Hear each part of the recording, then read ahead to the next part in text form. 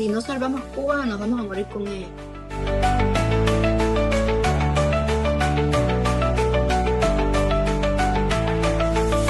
Pensar Cuba, sentir dolor por un país sometido a una dictadura, es un sentimiento cada vez más común a todos los cubanos. Algunos de ellos dan un paso al frente, algunos de ellos se convierten en activistas. Desde las históricas protestas del 11 de julio del 2021, muchos cubanos han tomado el camino del activismo y algunos de ellos han tenido que sufrir el exilio, el destierro y la prisión. Hoy conversamos con una madre cubana, una activista, obligada a abandonar su patria, su familia, y que aún así ha decidido seguir su lucha y hoy es una de las voces más visibles del activismo cubano. En Solución Democracia conversamos con Maylen Díaz Delgado. Mi nombre es Maylen Díaz Delgado, camagüeyana, cubana, madre, hija. Nacida en 1989 en el marco de un contexto social caótico en Cuba, con una niñez que chocó de frente con la situación que pasaba el país, de carencias, de apagones, tal cual nos resuenan hoy, de miseria material, espiritual, como todos los cubanos. La niña, la pionera también, que gritó pioneros por el comunismo, como todos pasamos por ahí en Cuba. La adolescente que fue madurando, que fue creciendo, que se fue haciendo criterios propios, que fue razonando, y que una vez que cumplí mis 15, 16 años, pues yo sentí que algo no se alineaba entre Cuba y yo, y ni siquiera era una cuestión de tener conciencia política en esos momentos. A mi primera juventud no lo tenía, realmente no lo tenía para aquel entonces, pero sí sabía que el sistema en el que vivía, que la manera de vida que me tocaba no se alineaba con lo que yo quería como ser humano, con lo que yo quería y pretendía para mi vida presente en aquel momento y futura. Pasé por una escuela de arte, wow, genial.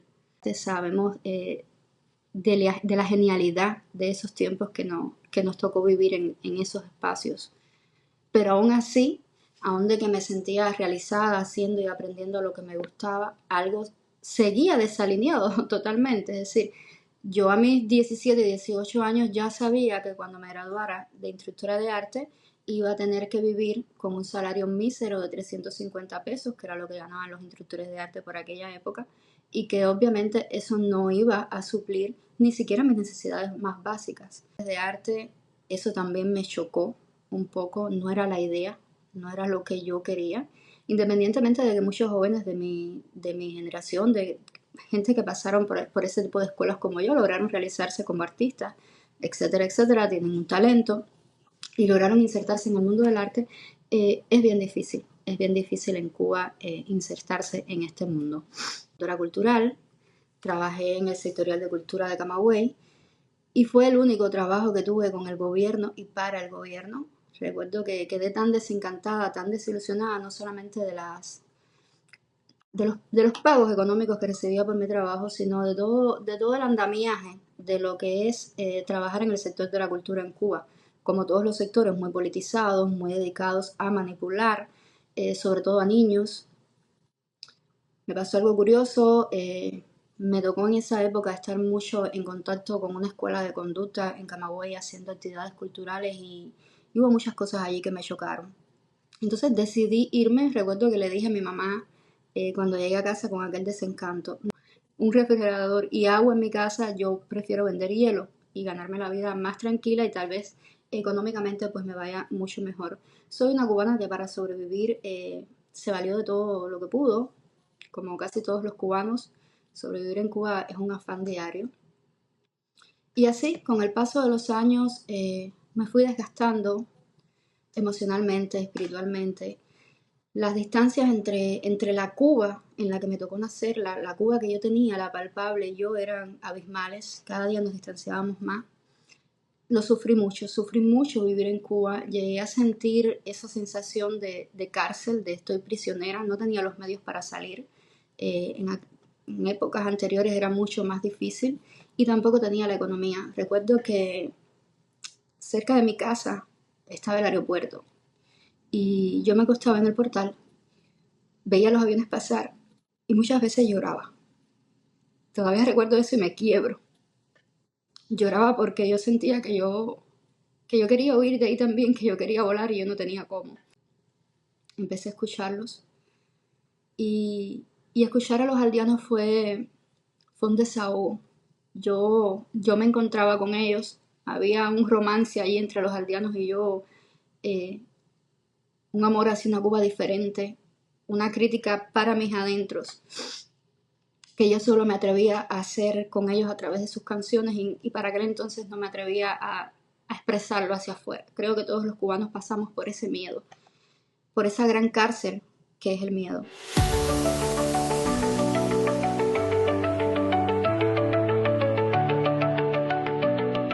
La idea de luchar por una Cuba, en aquel momento yo no la contemplaba. No era consciente ni siquiera de que yo vivía en una dictadura. Yo sabía que todo estaba mal, que nada servía, que nada funcionaba, que nada me servía a mí como individuo para sentirme realizada, para ser, sin anularme, porque Cuba está diseñado para que el ser humano constantemente se anule. Y fui madurando entre los aldeanos y Willy Chirino, para aquella época de mis 10 y tantos, 20 y tantos años, jugaron un papel importante. Había, ya te digo, había una comunicación allí entre nosotros y yo me liberaba cuando yo los escuchaba. En el 2019 salí de Cuba por primera vez. Salí varias veces antes del 2021. Y eso abrió mucho mi mente. Fue un abanico así de oportunidades, de palpar otras cosas, independientemente de que en todas las sociedades hay problemáticas, en todas las sociedades pasan cosas, nada es perfecto. Pero yo descubrí saliendo de Cuba que Cuba es el padre de lo desperfecto, de la imperfección. En otras sociedades hay cosas que tal vez no estén bien o no funcionen a la perfección o que tal vez a nosotros como individuos no nos resuenen y no nos funcionen, pero siempre hay caminos, siempre hay atajos por donde tú puedes encaminar tu vida y llevarla bien. En Cuba eso no pasa, yo no logré sentir, no logré encontrar una vía de escape nunca dentro de Cuba. Yo dije, esto me supera, esto es más de lo que yo pensé ver alguna vez, porque yo aún habiendo despertado un poco, todavía había un estado de inocencia en mí. Cuando sales de Cuba te das cuenta de cuán metido en una cápsula hermética absolutamente vivimos, sobre todo para personas como yo, que también en alguna época de nuestras vidas vivimos aislados del mundo totalmente. No había el nivel de información que había ahora, ni los medios, donde cualquiera, todavía con restricciones y a precios un poco inaccesibles para la sociedad cubana de a pie, pero más o menos la gente puede acceder a información.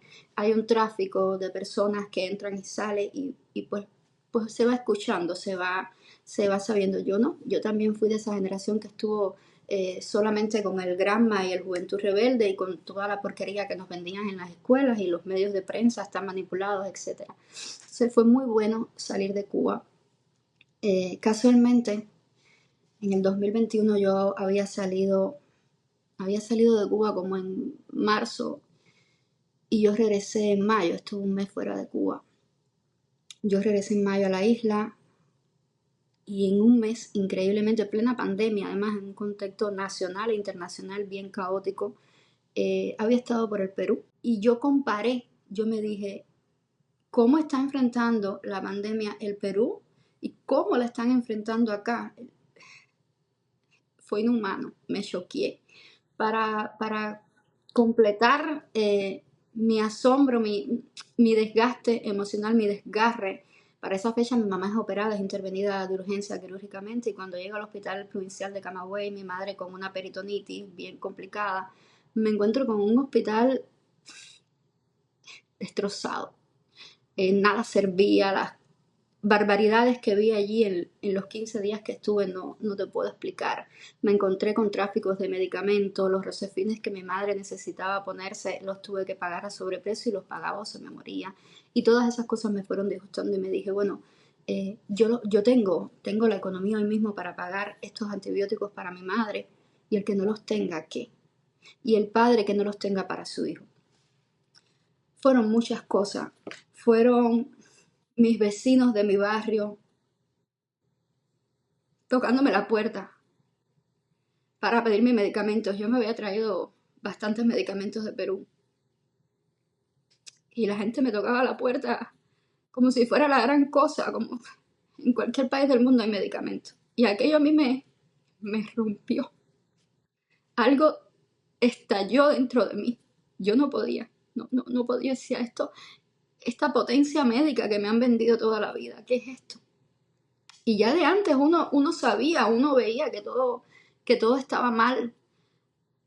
Pero la pandemia fue un marco que a mí me hizo así. Me quitó la venda absolutamente de los ojos con respecto al sistema de salud cubano, al tan cacareado sistema de salud cubano, y por ende pues con el gobierno que toda la vida sus pilares para sostenerte y para mantenernos así a ciegas, sin mirar al lado, fueron la cacareada educación gratuita y la potencia médica que ellos dicen ser. Entonces, cuando choco con aquel marco personal en cuanto a la salud, con las personas buscando medicamentos, con la cantidad de enfermos, con todo aquel desastre, ya algo no tuvo vuelta atrás en mí.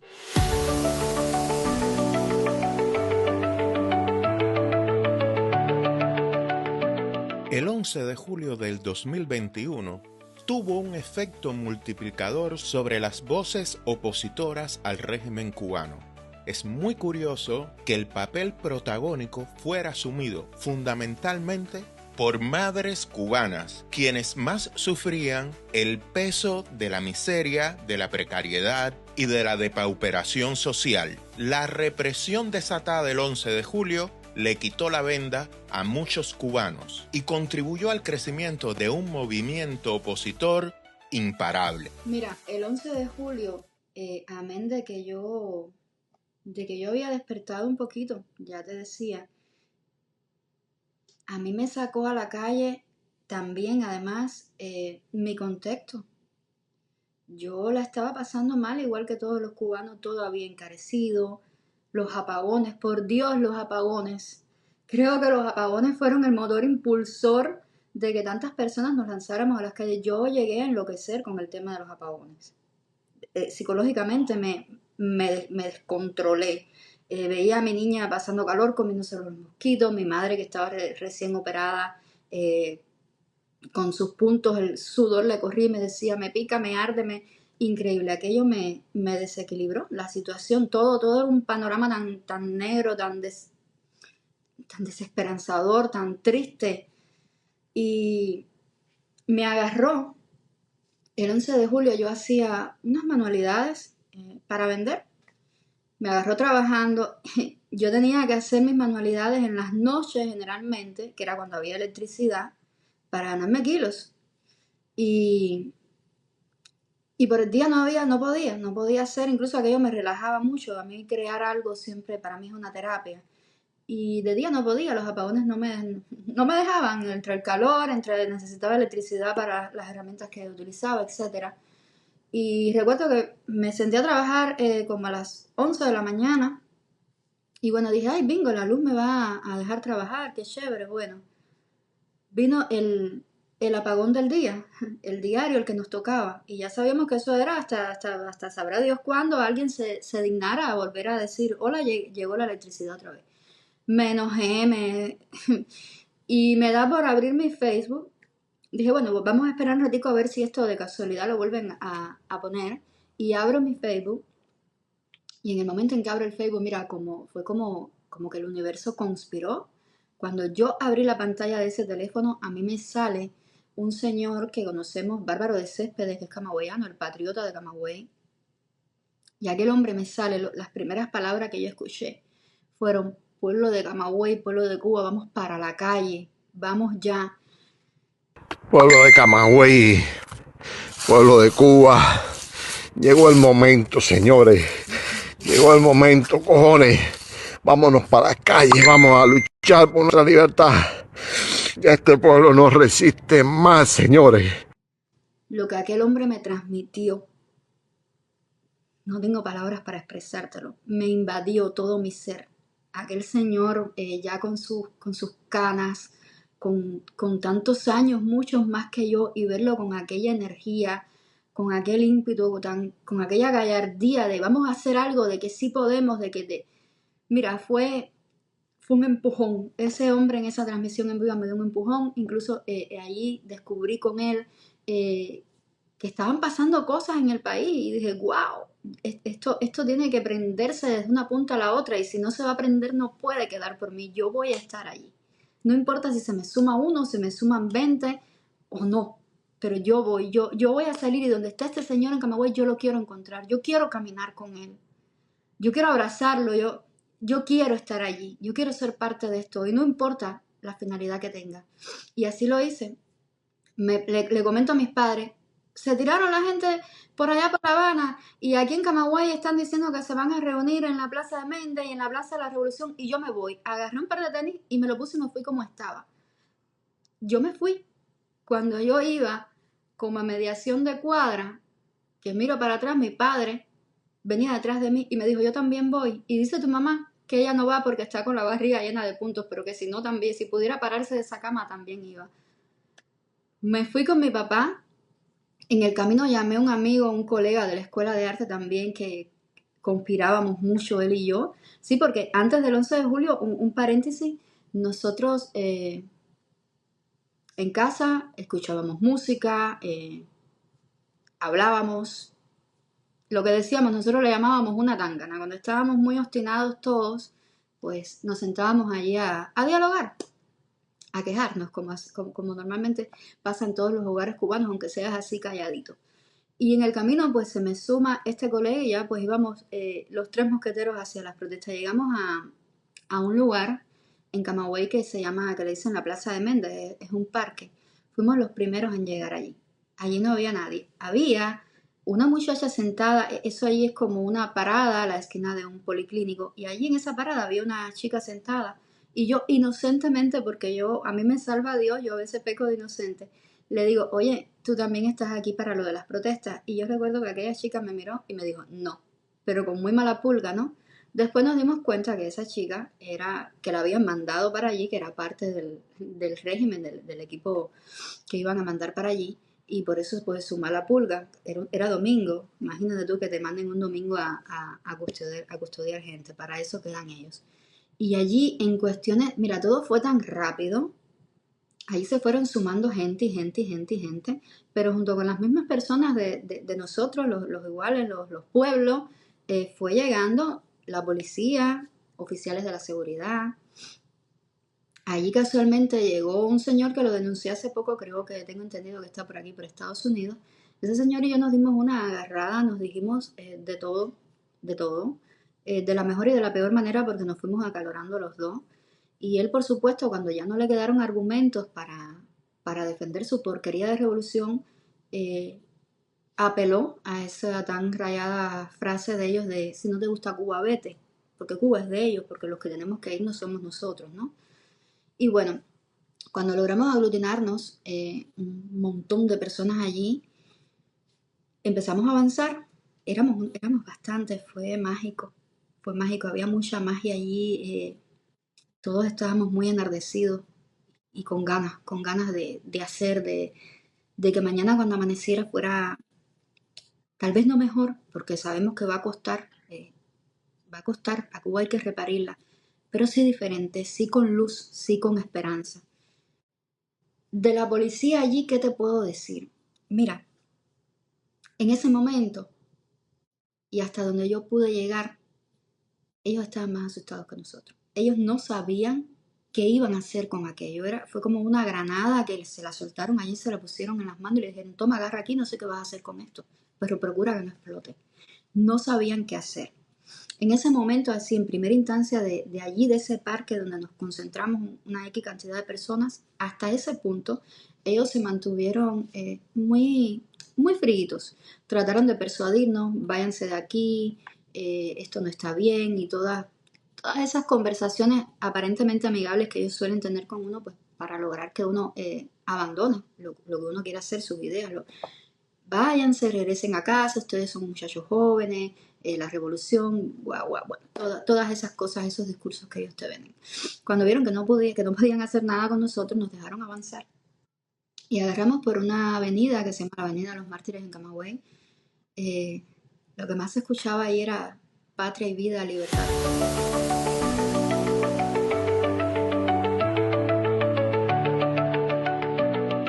¿Qué pasa conmigo en medio de aquella marcha, de aquella cantidad de personas? Yo me había comprado una bandera cubana en el aeropuerto internacional, bandera que además ellos me vendieron en $40 americanos. Y con esa bandera, eso era lo primero que yo ponía en mi equipaje cuando yo salía. Esa bandera subió conmigo hasta Machu Picchu, donde quiera que yo iba. Yo llevaba mi bandera. Yo me podía quedar yo, pero mi bandera no. Y yo salí, cuando yo salí de mi casa, así, corriendo, agarré mi mochilita y le puse la bandera adentro, siempre la tenía a la mano. Y en medio de aquella multitud, a mí se me ocurre sacar la bandera. Y aquello me hizo, me volvió un foco. Imagínate tú, tan blanquita, con estos pelos así cortos que casi siempre he tenido el pelo bien cortico y claro. Y con una bandera que era más grande que yo, fui un foco de atención. Y con el pleito que me había dado, con el esbirro aquel, y la policía mirándome, los tenientes coroneles que habían allí, ellos me marcaron desde el principio porque yo me di una buena, pero te digo que tuvimos un encuentro bien feo ese señor y yo. Que hasta ese momento yo pensé que era un tipo normal, un civil del pueblo, yo inocente, este es como un niñángaro, un dinosaurio de esto más, que también los hay que vienen a defender esto. Pero no, después descubrí que el señor era agente de ellos. Entonces, ir yo no sé en qué momento yo me convertí en la bandorada de aquella multitud de personas. Yo todavía veo los vídeos y digo, como yo llegué allí, yo delante encabezando aquella marcha, arengando gente, gritando mis consignas y mi patria y vida y mi libertad, y un foco, me marcaron allí vaya, me regalé. Seguíamos avanzando, la idea era llegar a la Plaza de la Revolución, que era donde se iba a concentrar la mayor cantidad de personas. Esa era la idea que teníamos los camagüeyanos, llegar hasta allí. Yo no pude.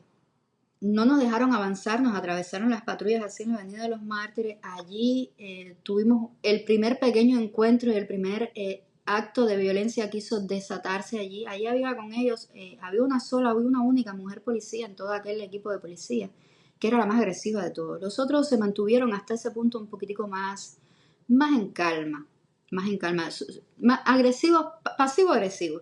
Pero esta señora tenía mucho deseo de darle golpe a alguien y ella quería estrenar su tonfa o hacer debut de sus artes marciales, no sé qué estaba pasando con ella, estaba muy alterada. Y ella allí se ve queriendo golpear a un chico. Y bueno, pues lo paramos, evitamos que eso pasara. No nos dejaron seguir por esa avenida. ¿Qué hicimos? Nosotros retrocedimos un poquitito y doblamos por una calle X de Camagüey, creo que se llama Miguel Ángel Núñez, Artola, no recuerdo bien. Doblamos por allí y cuando yo avanzo como 2 cuadras, la policía, la mujer, viene y me quita la bandera, me la ala. Y yo me volteo y le digo, me dolió, mi bandera me dolió. Le digo, quédate la bandera, yo la llevo en el pecho. Esa bandera significaba para mí. Y esa fue mi respuesta, yo no le dije más nada, quédate la bandera, yo la llevo en el pecho y yo me volteé y seguí en mi marcha, continué caminando.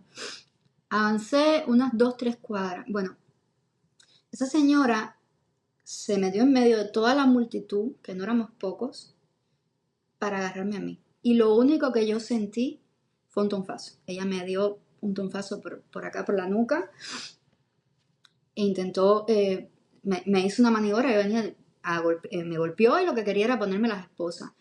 Yo no sé de dónde, porque a mí se me fue la luz, yo empecé a ver borroso, yo lo que te puedo decir es que sentí que las piernas se me aflojaron mucho y las voces de las personas yo las sentía muy lejos, muy distante y todo muy nublado. Imagínate un golpe inesperado. Además, yo soy una persona con una constitución física, yo peso 100 y tantas libras, no estoy acostumbrada a recibir golpes, es decir, mi cuerpo sufrió el impacto.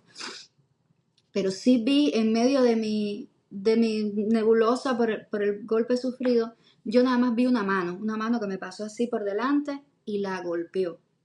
De manera tal que la mascarilla que ella traía, el nasobuco, se le desprendió. y ella, yo la mala veía que hacía así con las manos hasta que cayó contra una mata. Y en ese momento ahí en la calle Artola, en ese momento en que a mí me golpean, y esa persona que todavía hoy no sé quién es, por cierto, si me ves, gracias a esa persona que reaccionó de esa manera, tal vez hoy yo fuera una presa más del 11 de julio.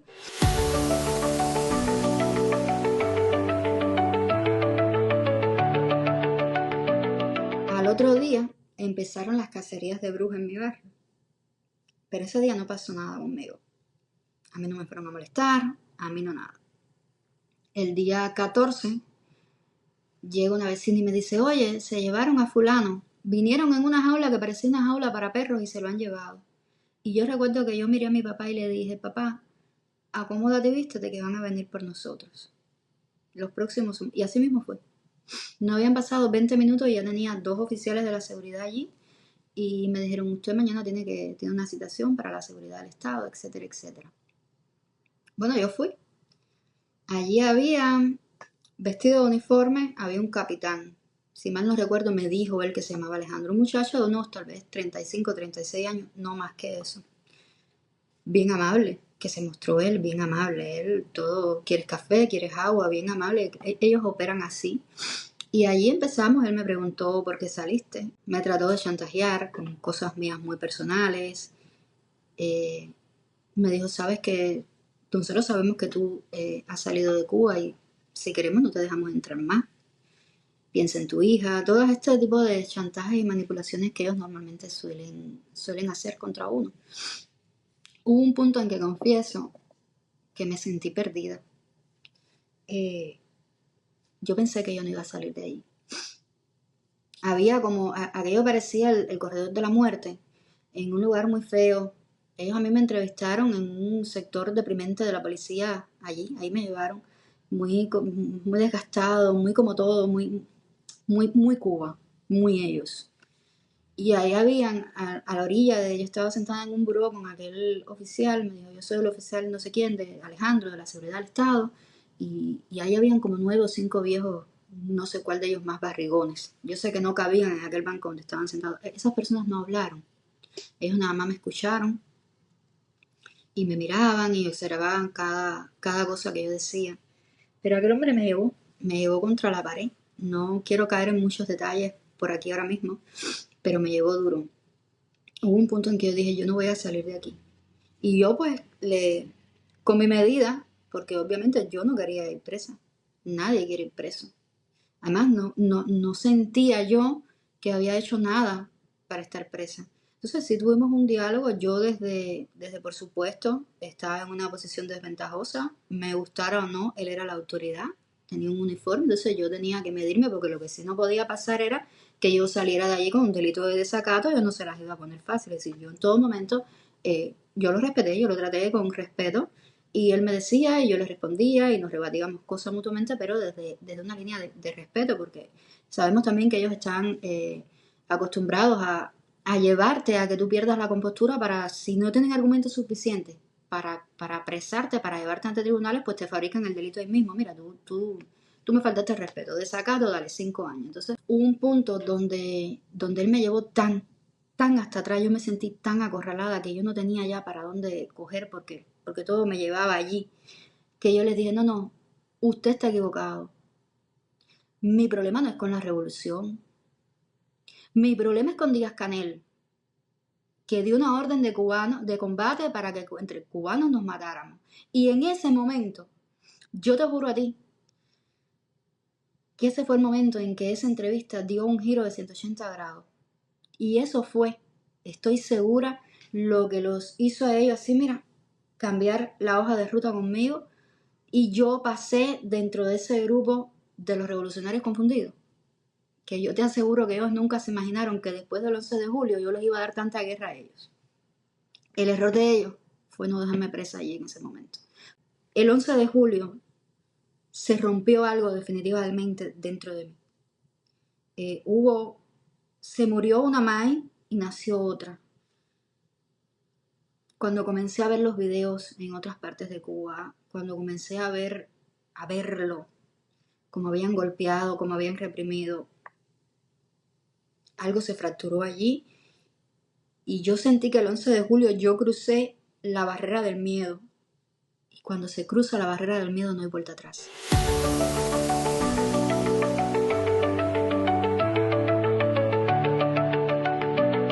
Hoy, desde el exilio, Maylen Díaz Delgado alza su voz constantemente a través de las redes sociales para denunciar el horror que vive el pueblo cubano. Se enfrenta, como tantos opositores, a una situación migratoria incierta y no obstante, su voz no calla. Yo dije, aquí yo tengo dos opciones. O yo sigo aguantando como una foca, aplaudiendo todo, en la misma postura que llevo 32 años de mi vida, y eso ya no me es posible, ya yo no podía, ya mi ser no podía con eso. Yo sabía que eso yo no lo iba a lograr. O tú vuelves a ser una foca aplaudiente, vives sin pensar y vives con la bota del caudillo ahí encima de ti, o tú te quedas en Cuba y eres un preso más, o un muerto, o un lo que sea, y no vas a tener vida, o tú te vas de Cuba, te salvas momentáneamente, le evitas a tu hija y a tu familia tener que cargarte una java a una prisión. Me dije a mí misma, lo primero que tú eres es una madre. Eso es lo primero que yo soy. Después, yo soy una cubana. Y precisamente también porque soy una madre, porque tengo una hija hoy, en este minuto, dentro de Cuba, salí ese 11 de julio y estoy parada en el lugar donde estoy parada hoy. Tengo la postura que tengo hoy. Mi hija está allí todavía, que es mi motor impulsor en la vida, que es mi responsabilidad primera en la vida, que no tengo derecho a fallarle. Entonces yo dije, tú puedes seguir haciendo por Cuba lo que tú puedas, tu granito de arena. Si mañana las condiciones se dieran y tú tuvieras que volver a Cuba y tú pudieras hacer mucho más por Cuba, incluso dar tu vida, porque yo podía haber perdido la vida el 11 de julio, como la podían haber perdido muchos. Y cuando vayan otros 11 de julio, va a ser peor. Va a ser peor porque estamos enfrentando una máquina de matar. Esa gente está entrenada para matar y no han llegado a usar toda la represión que son capaces de usar porque no les ha hecho falta. Mientras más nos los enfrentemos, más represión vamos a sufrir. Entonces, allí creo que de ambas partes, lamentablemente, van a haber muchos muertos. Entonces yo dije, tú puedes hacer por Cuba, tú puedes hacer cuando las condiciones estén creadas, cuando esto sea de verdad. Yo tal vez he leído un poquito y sé que los cambios sociales llevan su tiempo, lo llevan. Esto se está gestando, me dije, esto se está gestando, esto es un embarazo. La libertad de Cuba va a ser, pero todavía falta un poco. Y mientras tanto, tú tienes una sola vida, no tienes 3 vidas en una gaveta. Cuba tiene miles de hijos, tu hija tiene una sola madre y tus padres tienen una sola hija. Entonces, yo traté de buscar un equilibrio entre todas las cosas importantes de mi vida. Cuba también es importante para mí, pero mi hija lo es, pero mi vida lo es. Yo quiero vivir. Y precisamente porque quiero vivir es que comencé esta lucha, porque uno tiene derecho a vivir dignamente, a vivir, no a existir vulgarmente. Yo no quiero vivir condenada a una vulgar existencia, yo no quiero vivir anulada como viví la mayor parte de mi vida. Yo quiero ser, y quiero que los cubanos sean, que sin que nada los anule ni los pisotee. Yo tengo derecho en primer lugar de hacer algo, derecho, porque yo salí más impulsada por mi derecho como cubana. En primer lugar, por mi derecho a hacer uso de mi derecho de expresarme, de tener una participación en el destino político de mi país. Y segundo, porque creo que es mi deber también. Es mi deber. Si no salvamos Cuba, nos vamos a morir con ella. Hay momentos en los que no sé si lucho por Cuba, por el amor que le tengo a esa tierra, o por el odio que le tengo a esos dictadores. A veces me pierdo. Pero sea cual sea el sentimiento que me rige, es fuerte. Y yo sé que no se me va a pasar. No se me va a quitar. Yo no sé cuándo va a ser. Ojalá yo pudiera predecir, va a ser mañana. Pero yo no tengo esa respuesta. Pero si me quedan 50 años de vida, si me quedan 90, si me quedan 20, el día que yo cierre los ojos, que yo me vaya de este plano, yo quiero tener la satisfacción de que yo hice por Cuba, por mínimo que sea, algo, un poquito.